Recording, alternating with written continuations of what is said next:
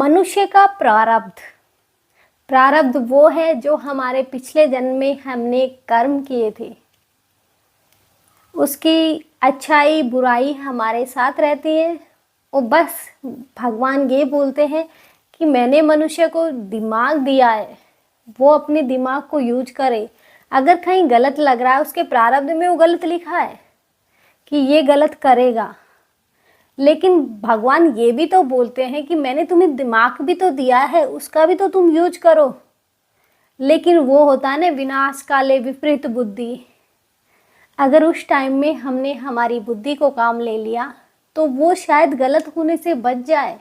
अगर हम ये सोचेंगे कि हमारे प्रारब्ध में तो बुरा ही लिखा है तो वो तो होना ही होना है, ये नहीं होता। अगर तुम्हारे प्रारब्ध में बुरा करना लिखा है तो भगवान ने दिमाग दिया है, अगर तुम अभी भी बुराई करोगे तो आगे तुम्हारे प्रारब्ध में भी बुराई ही लिखा जाएगा।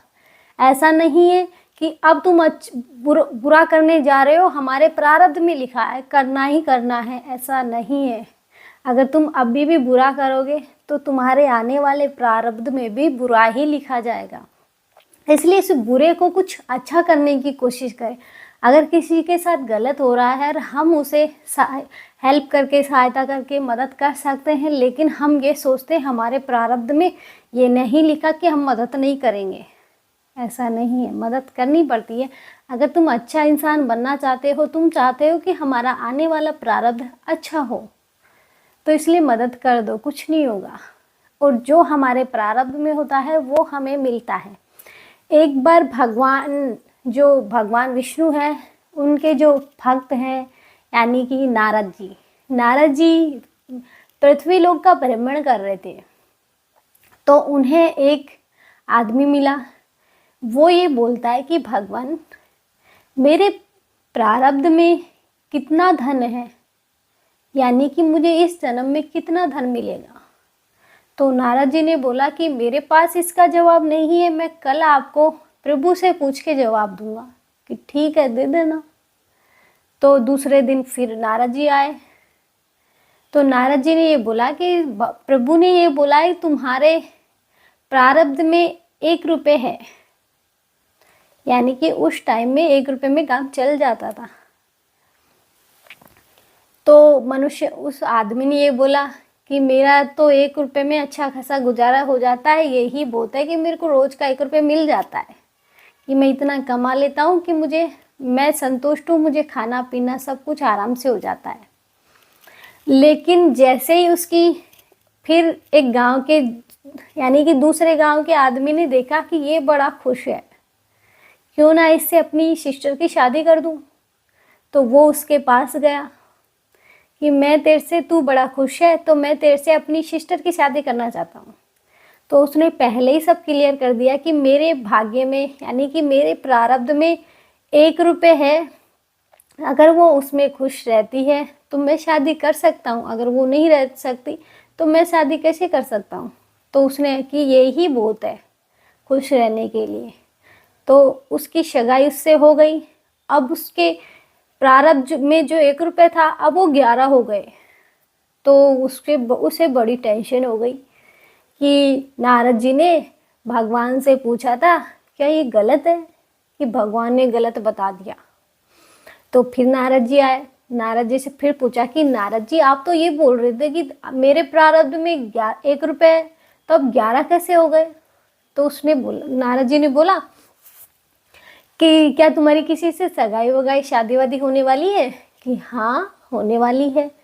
कि ये उसका प्रारब्ध है, कि उसके प्रारब्ध में 10 रुपये है जी, इसलिए तुम्हें 11 रुपये मिल रहे हैं। यानी कि उसका प्रारब्ध भी तुम्हारे साथ जुड़ गया, पत्नी है तुम्हारी इसलिए तुम्हारे साथ ही जुड़ेगा, तो उसके 10 रुपये भी तुम्हारे हिस्से में आ गए। ठीक है, अब शादी वादी हो गई।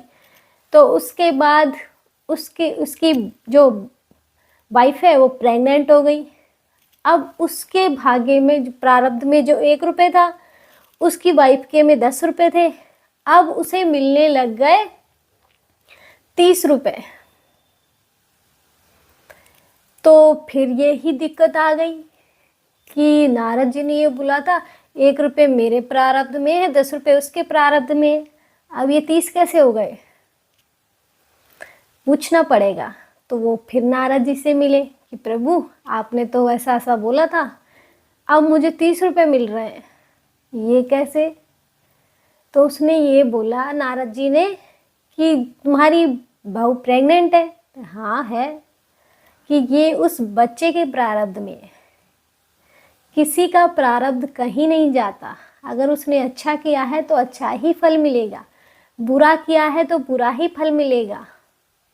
यानी कि प्रारब्ध जैसा होगा वैसा ही फल तो मिलेगा हमें, और वो ही फल तो मिलता आ रहा है। हम ये सोचते हैं हमें तो दुख ही दुख मिल रहे हैं, ये हम गलत सोच रहे हैं। अगर दुख को दुख के तरीके से देखेंगे तो वो दुख ही लगेगा। दुख को ये सोच के देखो ना कि ये हमारे प्रारब्ध में होगा, हो सके दुख ही लिखा हो तो भोगना तो आपको पड़ेगा, चाहे दुखी दुखी भोगो या सुखी सुखी भोगो। अगर दुखी दुखी भोगोगे तो वो डबल लगेगा, अगर सुखी सुखी भोगोगे तो वो थोड़ा आसान हो जाएगा। इसलिए जो भी होता है अच्छे के लिए होता है, ये सोच के करो। मनुष्य के प्रारब्ध में जो लिखा है वो उसे मिलके ही रहता है, तो हम कैसे बच सकते हैं इससे। इसलिए आज के लिए इतना ही। जय श्री राम। मिलते हैं नेक्स्ट वीडियो में, तब तक के लिए जय श्री राम।